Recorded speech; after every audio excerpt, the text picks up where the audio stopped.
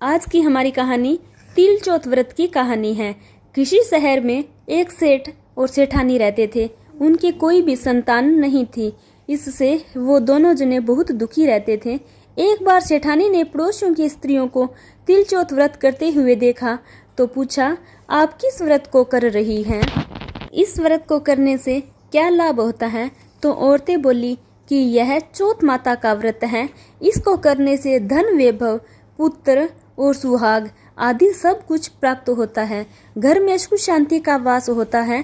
तब सेठानी बोली कि यदि मेरे पुत्र हो जाए तो मैं चौथ माता का व्रत करके 1.25 किलो तिलकुटा चढ़ाऊंगी। कुछ दिनों बाद वह गर्भवती हो गई, तब भी भोग नहीं लगाया और चौथ माता से बोली कि हे चौथ माता, यदि मेरे पुत्र हो जाए तो मैं 2.5 किलो का तिलकुटा चढ़ाऊंगी। गौरी पुत्र गणेश जी व चौथ माता की कृपा से उसको पुत्र रतन की प्राप्ति हुई, पर उसने तिलकुटे का भोग नहीं लगाया।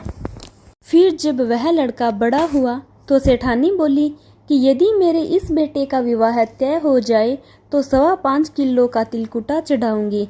भगवान गजानंद व तिल चौथ माता की कृपा से सेठानी के पुत्र की सगाई अच्छे कुल की कन्या से हो गई और लगन मंडप में फेरे होने लगे।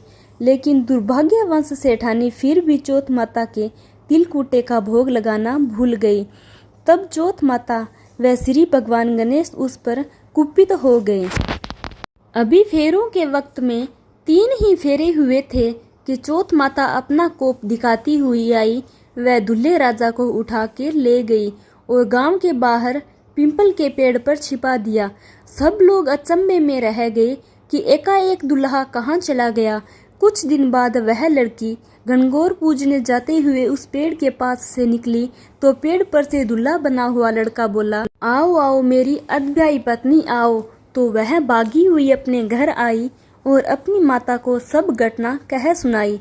यह समाचार सुनते ही अभी परिवारजन वहां पहुंचे और देखा कि यह तो वही जमाई राजा है जिसने हमारी बिटिया से अधफेरे खाए थे और उसी स्वरूप में पीपल पर बैठे हैं।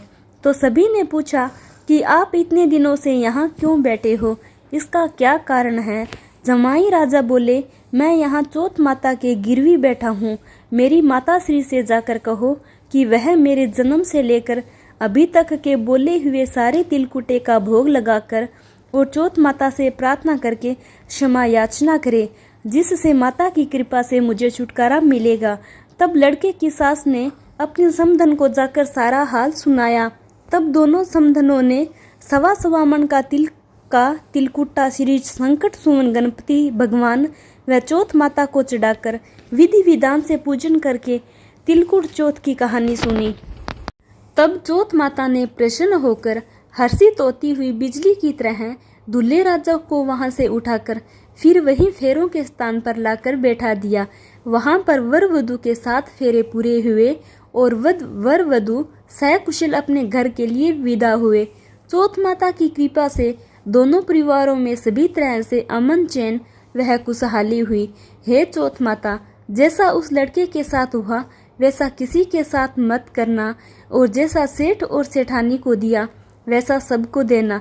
तिल चौथ की कहानी कहने वाले, सुनने वाले और पूरे परिवार को देना। बोलो श्री गणेश भगवान व तिल चौथ माता की जय।